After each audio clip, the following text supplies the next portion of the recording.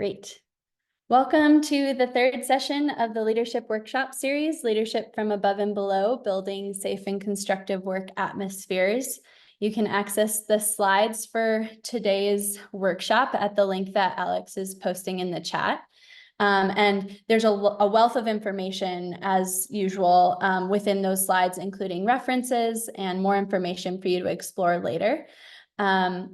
I am Mariama Dryak-Valleys. I'm the director for PASECO, who's supporting this workshop. PASECO is a national level office supporting polar scientists early in their careers through community building, professional development, funding, and more. And PASECO is hosted at the University of Colorado Boulder within the Cooperative Institute for Research in Environmental Sciences and is supported by the Institute for Arctic and Alpine Research, or INSTAR.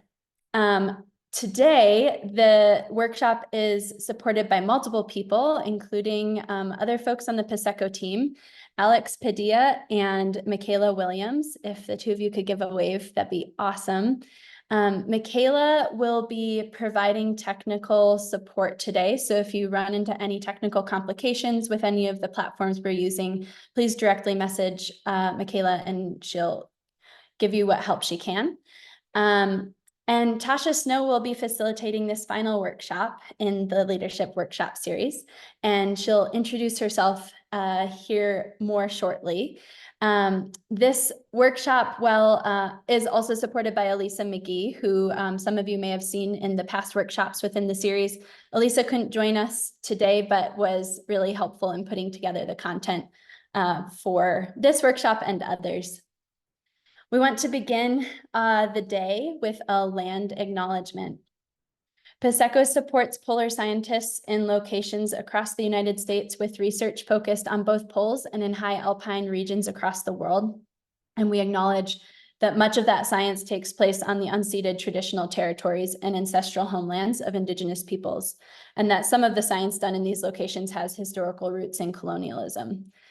With this land acknowledgement, we celebrate the many contributions of Native peoples to our understanding of the polar regions and recognize the sophisticated and intricate knowledge systems Indigenous peoples have developed in relationship to their lands. At the core of PASECO is inclusion, and we expect everybody to be treating one another with respect and to adhere to PASECO's community guidelines, which, if you're not familiar with them, Alex is pasting a link to in the chat. And from here, without further ado, I'll pass it over to Tasha to dive into the workshop content. Thanks, everybody.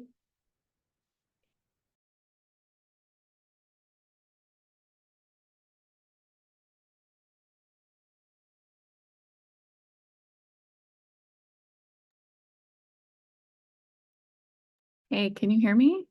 Mm-hmm. Go ahead. Okay, you guys dropped out for me for a second, so I was like, oh, great. It's gonna go on without me. Over to you, Tasha, is one of the last things I sort of said. Next slide. Hi, everyone. For anyone who hasn't been in the workshops before, I'm Tasha Snow, and I'm a research scientist at NASA Goddard and University of Maryland, which is official as of about a week ago. I am in glaciology and oceanography. I do a lot with ice ocean interactions and remote sensing, and I also do a lot with open science and cloud computing. In terms of the leadership workshop, my former experience is with the United States Navy as a surface warfare officer, where I was in charge of various teams of men with number of size teams, and I was also at times responsible for the warship, which is about 450 feet long, and we had 200 people on board. I was in charge of the operations, safety, and personnel. And also within academia, I've been in charge of a few different projects, including CrowdCloud, which is a cloud computing platform that's provided for all of our community openly. So that's kind of my background in leadership. Elisa, as Mariama said, was part of this work, and she's a seismologist and geophysicist at Colorado State University, and she is in the Air Force. So she's done a lot of crazy cool stuff as an aviator. So with that, Mariam, are you ready for me to keep going?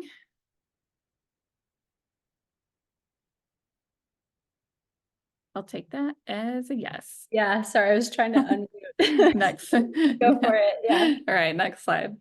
So before we get started into anything else, I'm going to go through just a very quick recap of what we talked about in the other two workshops. So in the first, we talked about indicators of good leadership being morale and productivity, that leaders are made through skills training, practice, and feedback, that emotional intelligence is highly required in being an effective leader.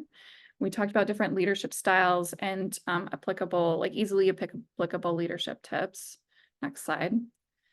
And in the leadership toolbox workshop 2, we talked about the 5 C's for conflicts, and how we kind of approach conflict in different ways, de-escalation strategies, how we build trust and our team mentality, and different ways of speaking up. And yeah, so we worked through a lot of those, and today we'll be talking about applying some of those techniques that we learned.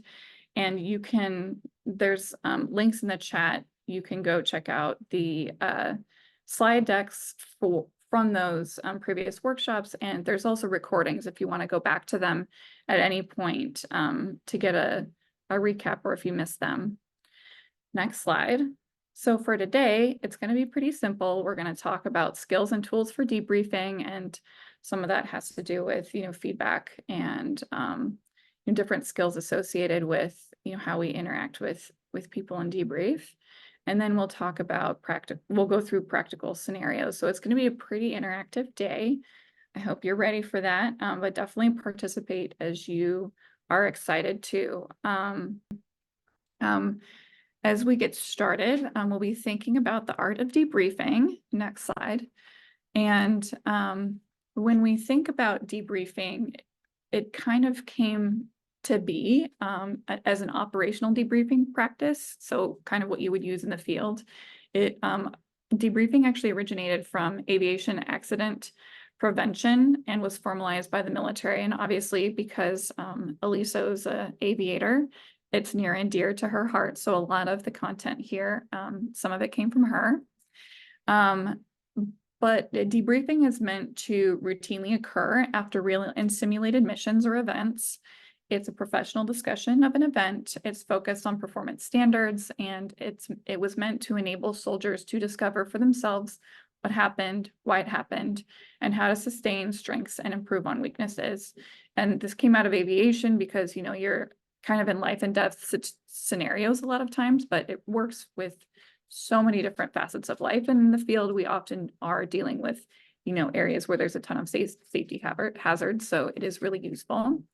So it's kind of an interactive. Next slide, we'll be thinking about the importance of debriefing. So in the Zoom chat, if you could share why you think debriefing is important or some of the advantages, go ahead and start on that.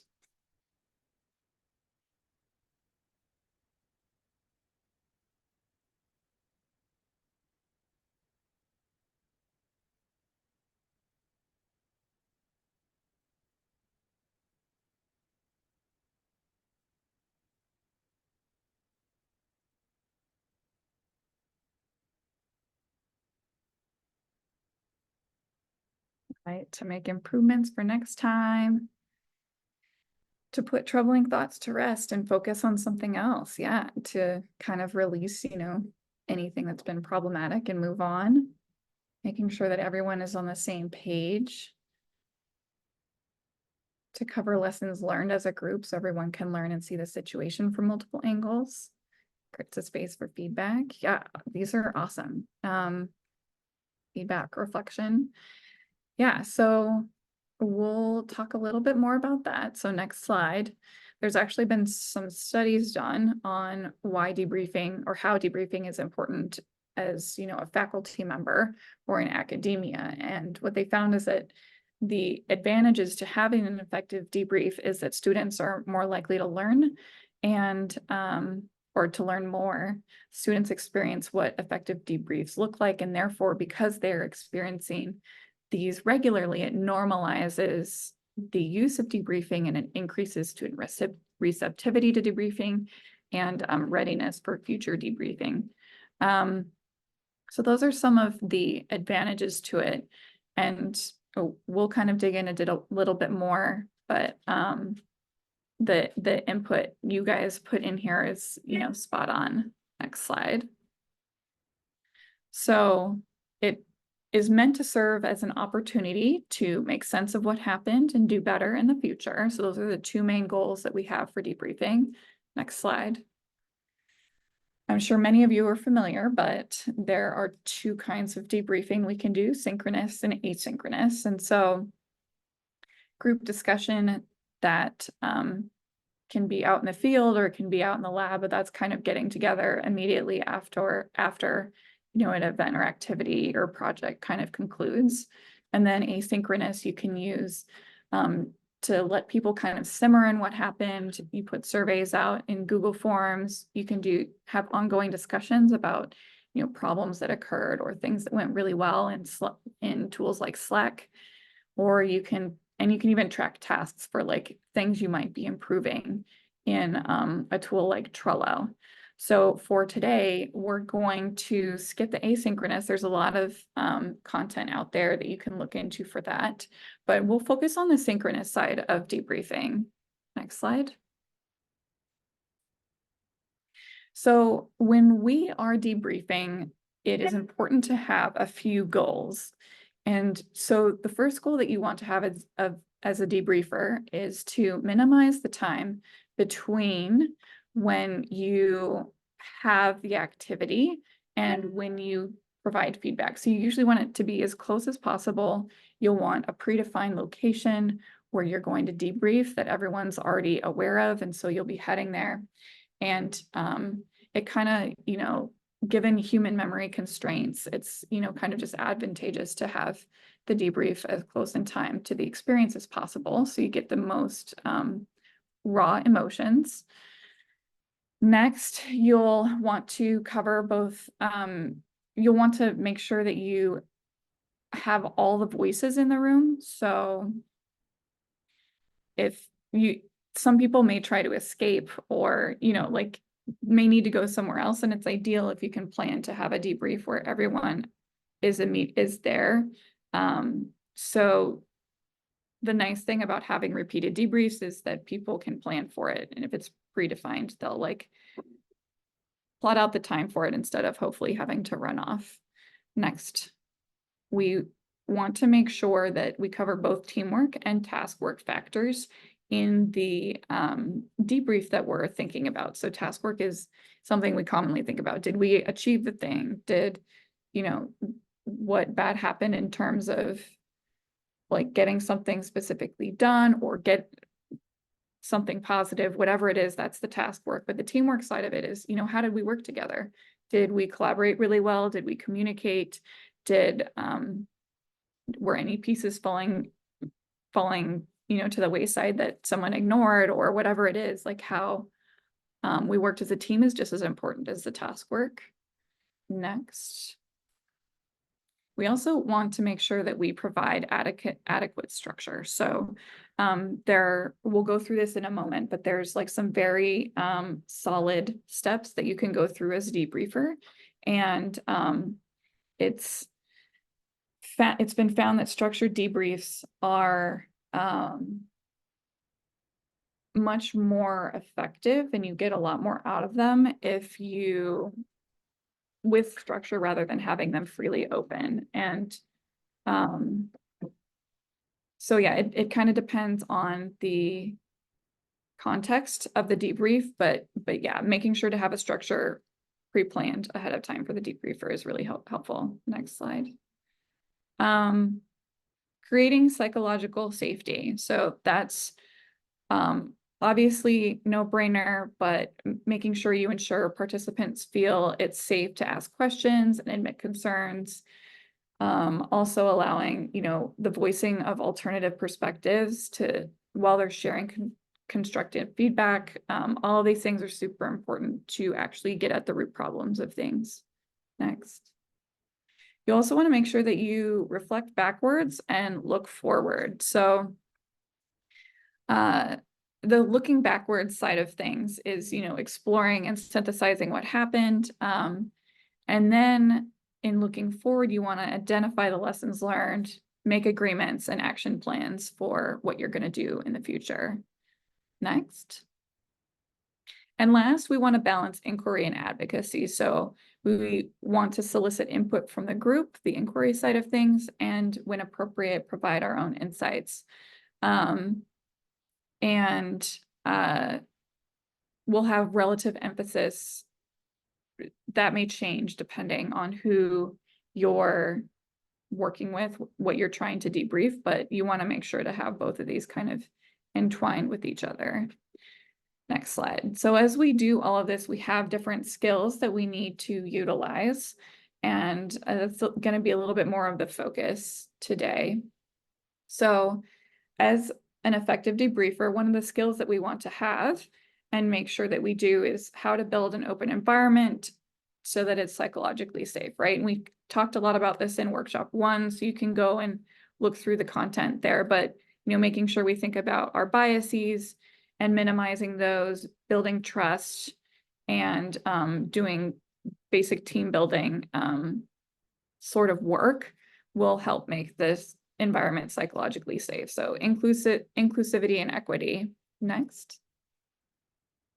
We also want to make sure we know how to help learners identify and explore performance gaps and bridge them to improve future performance. And we also want to know how to facilitate active participation of trainees through guided discussion and personal exploration.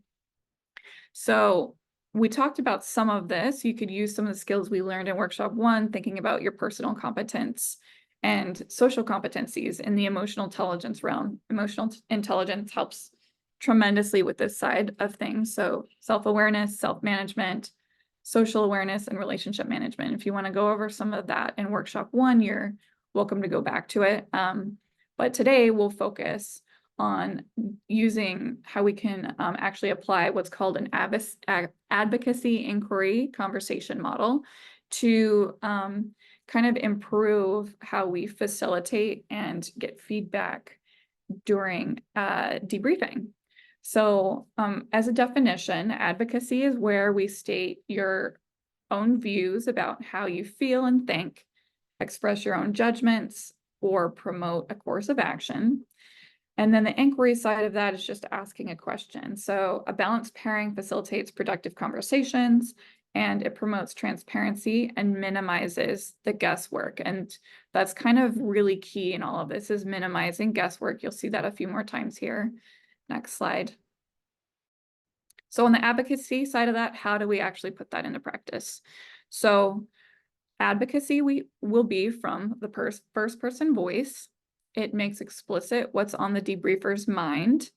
It's clear and concrete, and you state why observations matter. So examples of how these comments may start is: I saw, I observed, I think, I'm concerned, or I'm pleased that.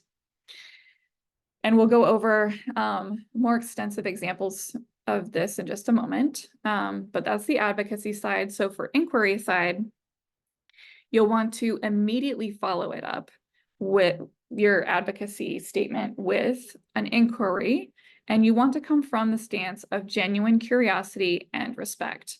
So again, you're avoiding guess what I'm thinking. You're trying to understand what the participant was thinking at that time with, genuine curiosity and respect. And I think that carries over a lot in building trust and whatnot.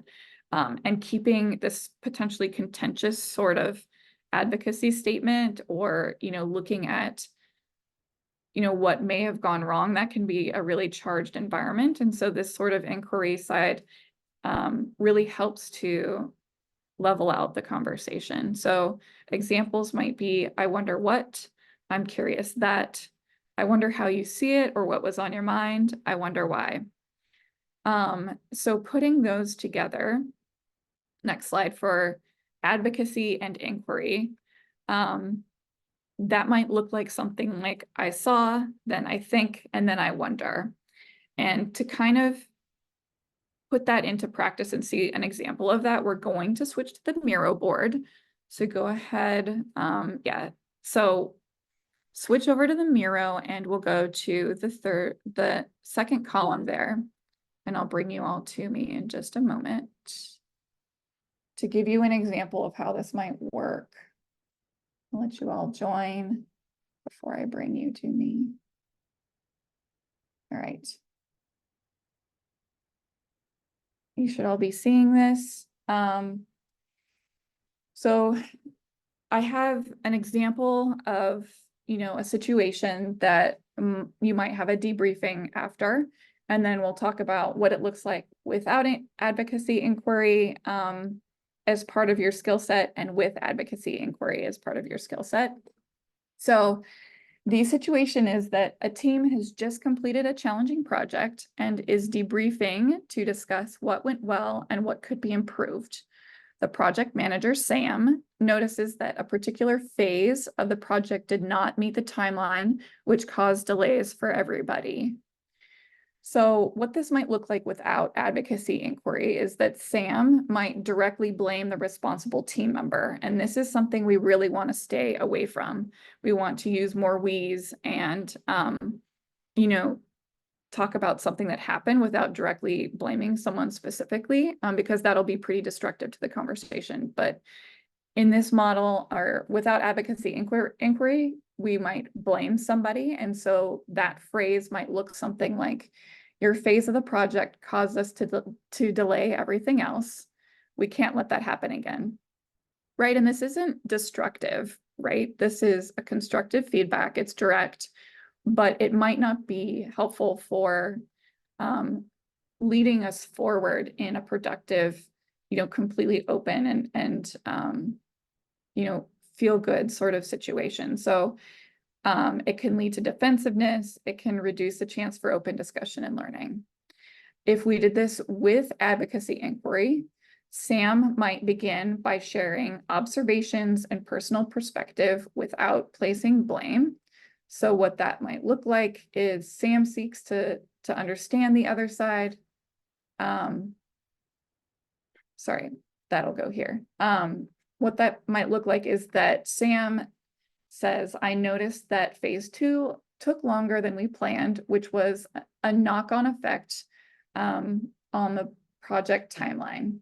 From my perspective, it seemed like we might have underestimated the time required for testing. And you'll notice the use of we in there, no direct blame. And so for the inquiry side, Sam will seek to understand the other side. Can you share more about what you encountered during phase 2? So you really be understanding what happened. And were there unexpected challenges or insights that you think could inform future projects? So this is where you're kind of delving into, what happened? What was the thinking behind all of it? And what do the participants think they might be able to do better in the future? And so the outcome is that this approach allows the team member to explain that the testing phase revealed unexpected bugs that required additional time to resolve. It opens up discussion about how the team can improve estimates and planning for future projects. And it turned the situation into a learning opportunity rather than a point of conflict. So this is kind of the layout, and we're just going to do one exercise of this together ourselves just below that. So if you'll move down, the one that I'll have you guys think about is that after a long field study on a remote glacier, actually, I'll ask, does anyone have any questions on the first one? You can put them in the chat or just unmute if you do. Cool. All right. So for you guys to work on, after a month-long field study on a remote glacier, Dr. Jordan, the team leader, organizes a debriefing session with their research team. The aim is to discuss the expedition's outcomes, challenges, and learnings. During the expedition, the unexpected weather conditions led to less data being collected than planned. So an example of how we might approach this if we were not using advocacy inquiry is that I'm going to place a sticky note here.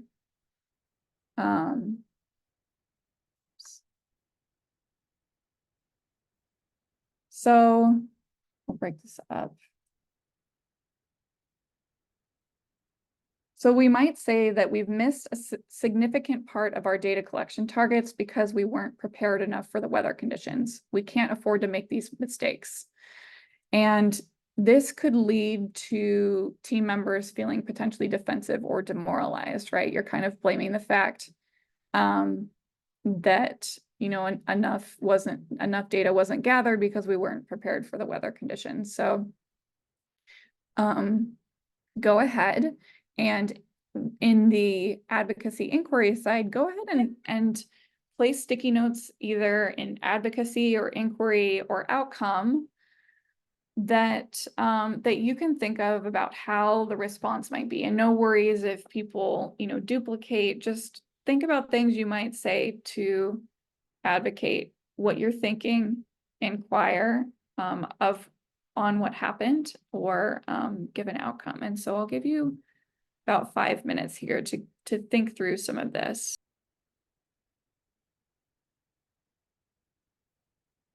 All right. So, looking through this, we have some really awesome ideas for advocacy. I noticed that the weather caused us to collect less data than we were originally planning for. The weather wasn't what we expected. I've been thinking about how we could have been more prepared. We've seen how that bad weather can severely impact our sampling success. Cool. A lot of us thought really similar. I'm pleased that we collected some data. Yeah. And so it's really good. We can definitely make sure that, you know, as we're noticing things, you can also appreciate. So you have, you know, kind of, you know, this is what happened. And of course it's unexpected. It can happen to any of us. And I appreciate everyone's hard work under these conditions. Yeah, these are great. Next, going into inquiry. Does anyone have any suggestions or comments on how we could plan and prepare for this better in the future? I wonder how we might have prepared differently for these weather conditions. What did we need to allow us to collect all data in our original goals? Cool. And thinking forward, like how can we plan the next field season to have more realistic goals or deal with, you know, the unforeseen events? Awesome. These are perfectly aligned.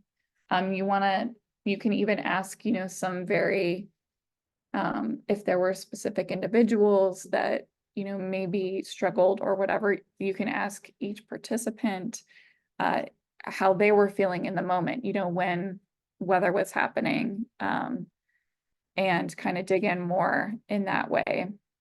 And then outcome, no one feels responsible for the loss of the data and the team is better prepared for the future. This is, yeah, awesome. Allows different perspective on solutions to improve for next time. And next time we are applying for the field, maybe we can take our new knowledge, yeah, forward. So y'all had some really great input here. What are our thoughts? Did anyone have, you can put in the Zoom chat, did anyone have any, you know, struggles or find this exercise particularly useful or challenging?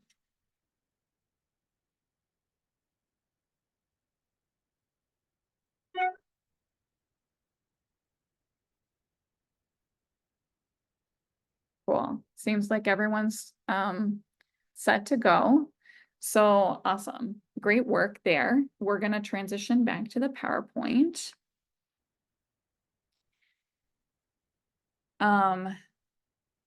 So as we, sorry, next slide. As we think about debriefing and we use this sort of advocacy inquiry skill set, we can also think about the process structure of debriefing. And so some of the debriefing frameworks, next slide, that we can use can be used after every significant project or event. So normally what you'll want to do is immediately get a reaction from your team as you're moving, but you can think about what was supposed to happen, what actually happened, why was there a difference, and what can we learn from this? This is a nice framework from after action reviews or after action reports. This is a common framework that is used in the military and often in the field for you know, kind of debriefing afterwards. So you can kind of set that up and have that structure, you know, decided on ahead of time. You can also use the SWOT analysis framework over here on the right. This is where you kind of ask the question of asking people to tell you to add strengths, weaknesses, opportunities, and threats. And I've actually used some, you know, tools like a Miro board or some other sort of tool for everyone to kind of just contribute on their own to each of these different things. So you can use these sort of frameworks, and whoever the debriefer is, you want them to know ahead of time which one they're going to use. Next slide. You can also do 5-minute debriefs. So if you're time limited, you can use the plus delta tool, which asks what went well and what to do better next time. Just 2 simple things. High, low, grow is also really nice. What was the high for, you know, the experience? What was the low? And where do you personally want to improve?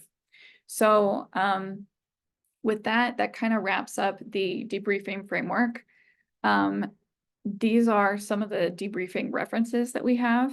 And we'll also at the end of the slide deck provide a like more in-depth structure structures for creating debriefs that you might want to run through. So with that, we're finished with debriefing. Does anyone have any questions? We're gonna hit a 5-minute break. Cool. So next we're going to get into the practical side of, you know, kind of what we've learned in the last 3 workshops. But if you haven't, you know, been through some of the other workshops, fear not. We're going to give you links to those. You can look through them if you'd like, but it's mostly just going to be working through kind of, you know, some of thinking through the advocacy inquiry, ways of thinking, and kind of resolving leadership challenges from above and below, which will be something new from what we did last week, but it'll be kind of similar to last week. Next slide. So we're going to move into the breakout into breakout teams. There's going to be about 5 of you each, and we'll move over to Miro. And so together you'll work through scenario number 1 and keep notes on Miro. And then at the end, you'll elect one person to report out on scenario 1. When we come back together, we'll have about 10 minutes to, you know, chat through what happened, and to make sure as you break out into your groups that all voices are invited to contribute and you have everyone kind of participating. So let's move over to Miro. And I'm going to walk us through an example. And so this is pretty similar to what we went through, or this is the same as I went through last week, but for anyone who's new, I wanted to go through this first. So you'll see the instructions in blue over here for adding sticky notes. But to kind of show you what we'll do, an example scenario is, you know, for yelling. A grad student in your lab reports missing another deadline during lab meeting. Your supervisee is impacted by this and begins to yell at the grad student. To kind of work through this sort of conflict or leadership issue, there's 4 ways that we might move through this. So they're kind of listed out, and you can put sticky notes under each of them. The first is, what other information do you need to know for context that we haven't provided, but you would likely already have in this sort of scenario? So you might think about if the person has had similar outbursts, extenuating circumstances for the student, that kind of thing.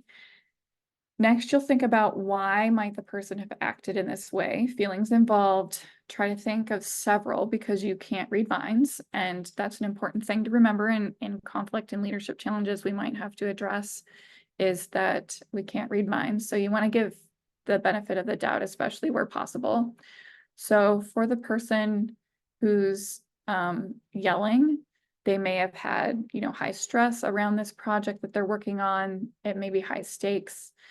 There may be high stress outside of work that you don't know about. They might have low sleep, and that may lead to a poor response.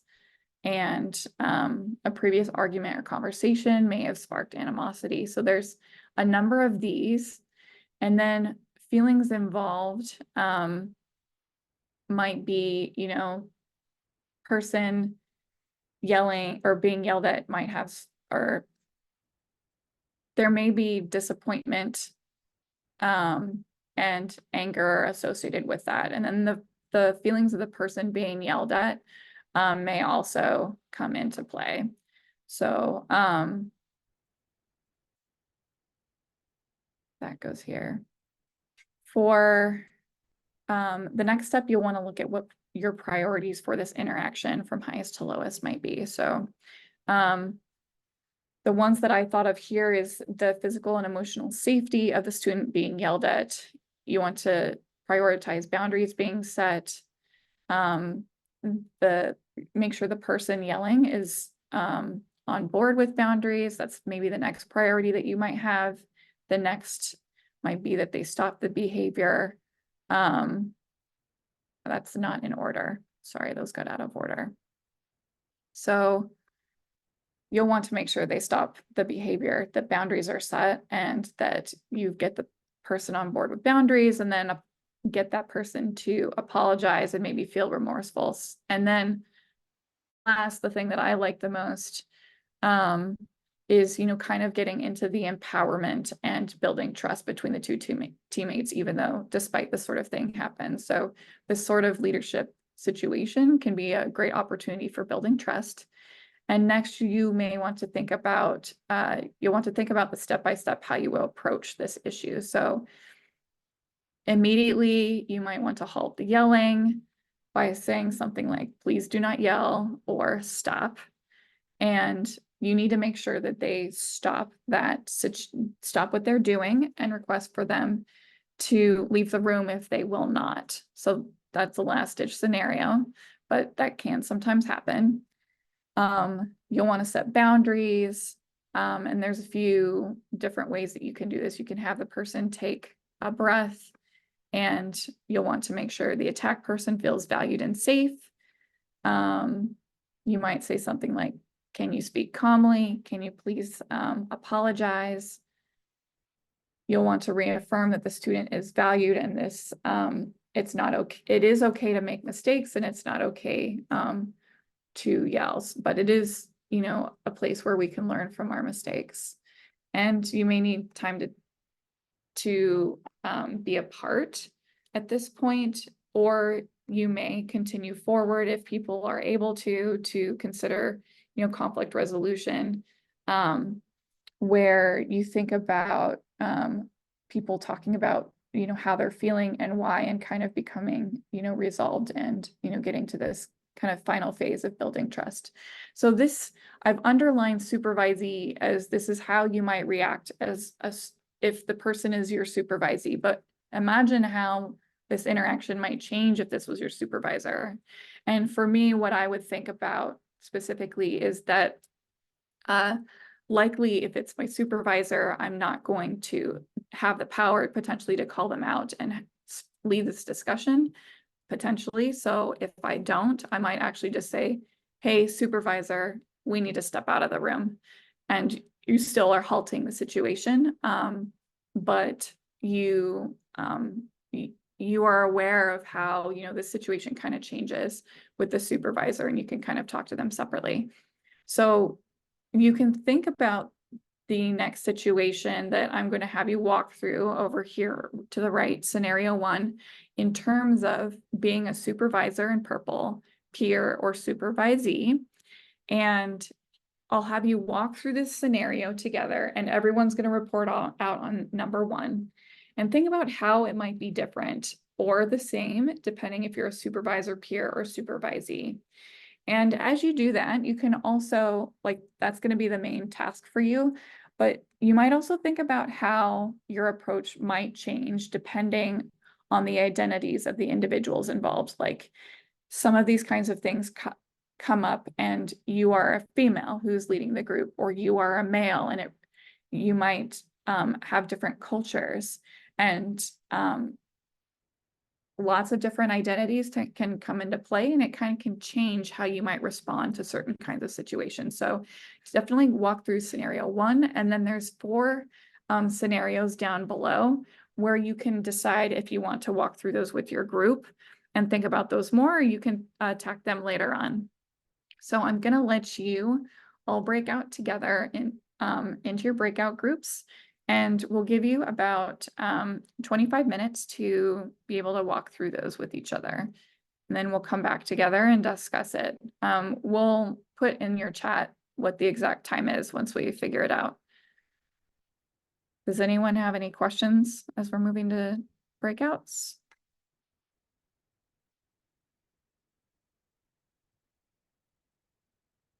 Cool, go ahead and move over.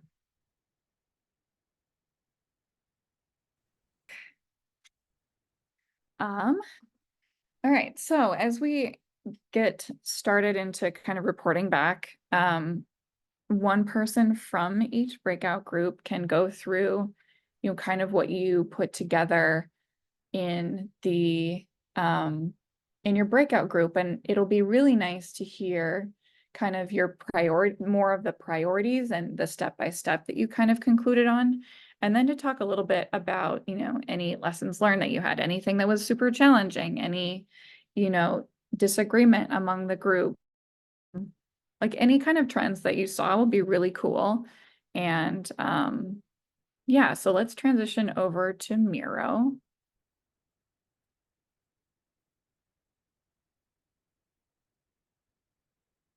So which breakout group wants to go first? I know that some people might still be thinking about it, so I want to give whichever team.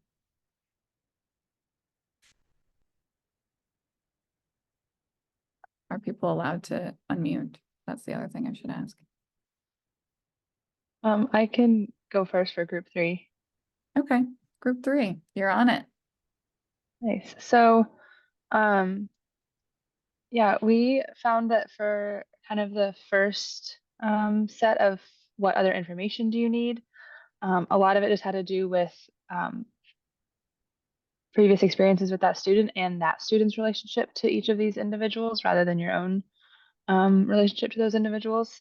And then, like we've talked about in other scenarios, some of the feelings involved can just be general frustration, time crunch, things like that. If we're coming from more of a supervisee or peer scenario, it could be jealousy or competition.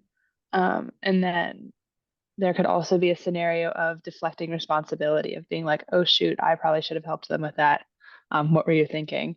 But then our priorities were really to, regardless, diffuse the situation, diffuse the tension. And assuming the student is not completely at fault, they're not being dumb about it, but maybe just didn't quite know what they were doing, to try to reassure that student. And kind of redirect the person making the statement as well. So one thing that we said we would do is kind of just encourage that person to find better ways to communicate their frustration and say, that really wasn't a helpful comment right now. Let's talk about the issue at hand rather than the actions. And then for our step-by-step, we really found that, again, it was similar across the board, but more structured when you're dealing with a supervisor than when you're dealing with maybe a peer or supervisee, where it's, again, important to diffuse and reassure, but to maybe pull aside a supervisor afterwards with another supervisor to discuss that wasn't an appropriate action maybe. And then to make sure that we include maybe with that redirect a new I notice, I wonder, to be like, let's keep on moving with this issue at hand. So yeah, but our overall takeaway from this is we found it harder to split out into supervisor, peer, and supervisee than we expected. So it seemed that the in the first two categories for information and why they acted this way, we found very little distinction between the three. And as you get into actual actions, you can start to find more distinctions between what actions might need to be taken based on those three scenarios. So Yeah, awesome. Cool. And that's a really cool, like interesting observation about, you know, how this kind of pyramid happens with working through these scenarios. How about the next, does someone want to volunteer to go first between breakout 1 and breakout 2? You can, Sorry. go ahead. Just jump into group 2 if that's helpful. Yeah.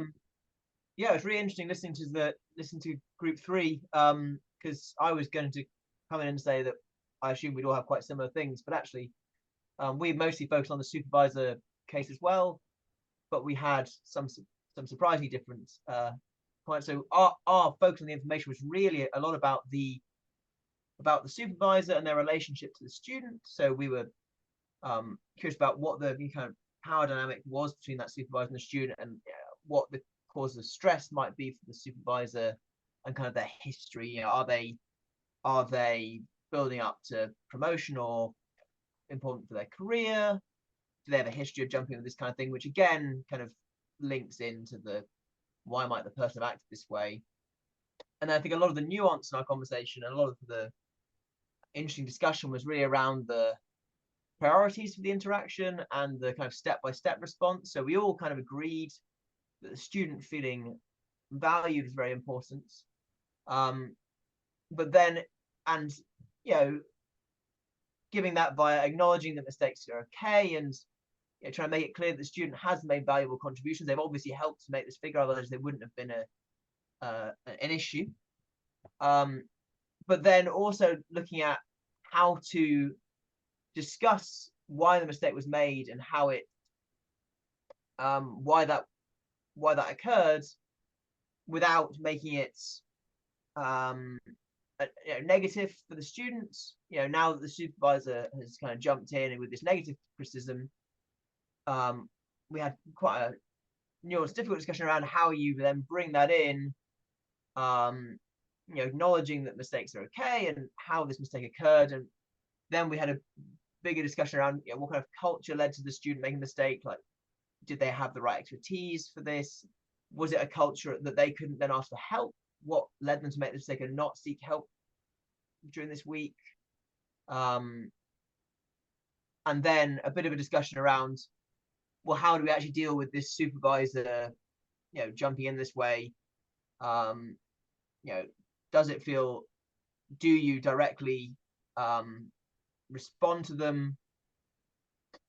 Do you directly respond to them during the meeting? What's the power dynamic between you and the supervisor? You are the leader running this scenario, so you do have that power to stop them at least. But perhaps actually trying to correct the behavior and discussing why it's occurred would be best taken offline, so as not to embarrass them and to make that a safer space, essentially. So yeah, that was us really. Awesome. Yeah, that's always a trick, right? How do you not step on toes with the supervisor, where you aren't as worried about that probably with the peer and the supervisee?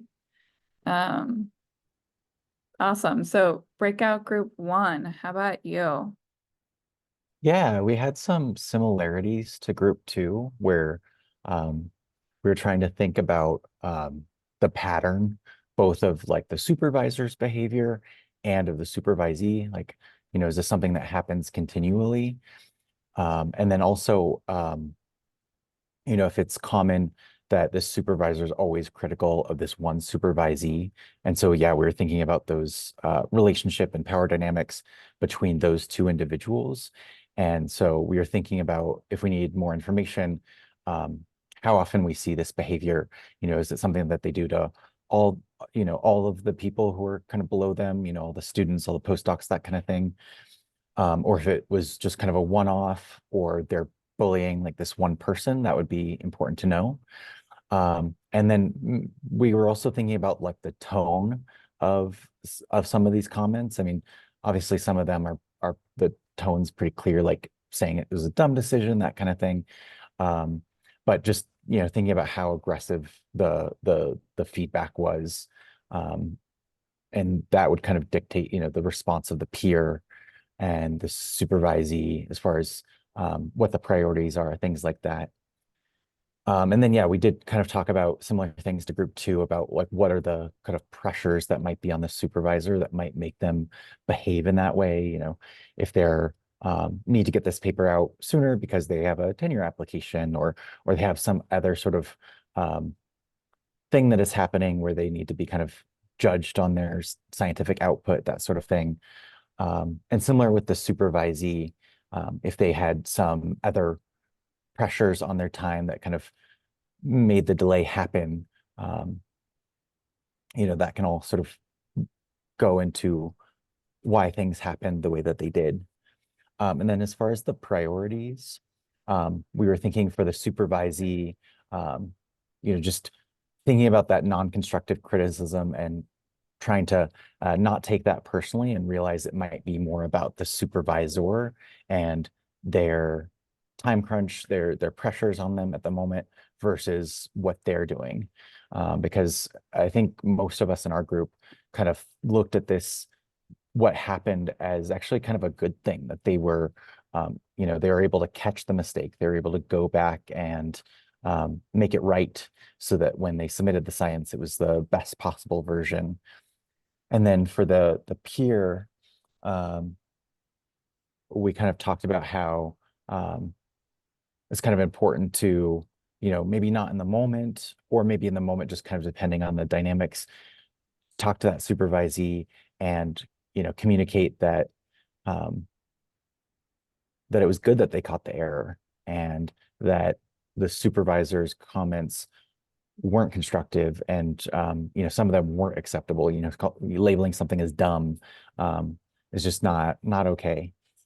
Yeah, I think that kind of sums it up. And if there are other people in the group who wanted to add anything that I didn't quite catch, please do.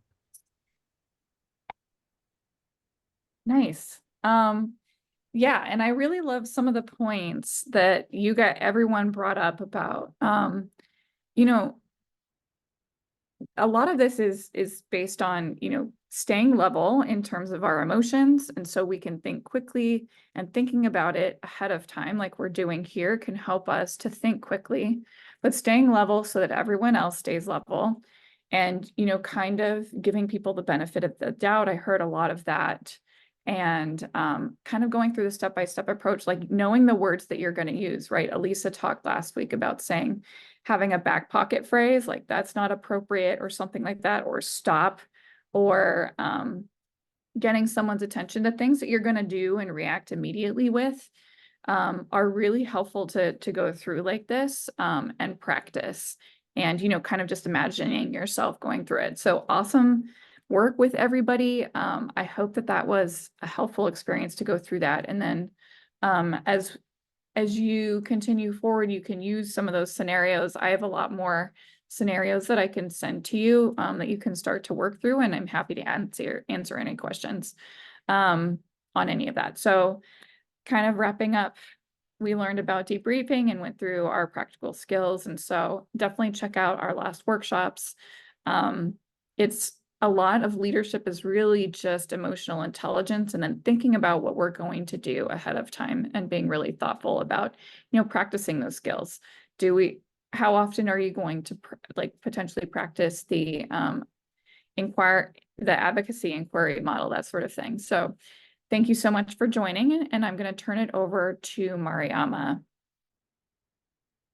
Thank you. I want to just give Tasha and Elisa the hugest round of applause and thanks for running this workshop series. And thank you all so much for coming. We really hope you found the event useful and hopefully other events in the series useful. And we encourage you to attend future Prosecco events, one of which is noted on the screen here. Prosecco is co-hosting a panel discussion with the USPA Family Care Program about balancing childcare and work responsibilities in permafrost research, but it's broadly applicable to polar research generally, especially in the context of fieldwork. And as always, you can see more upcoming events on our website and be the first to learn about them via our newsletter. And Alex has probably posted or will post a link to the monthly newsletter. Sign up in the chat. We'd also really love your feedback on this workshop and encourage you to fill out the post-event survey. This is really, really helpful feedback for Tasha and Elisa and the Prosecco team to figure out how we can make events even better in the future. And once again, thanks so much for your engagement. You can also fill out the post-event survey with the QR code on this screen, if that's your style instead. Have a really good afternoon, and thanks so much for being here with us today.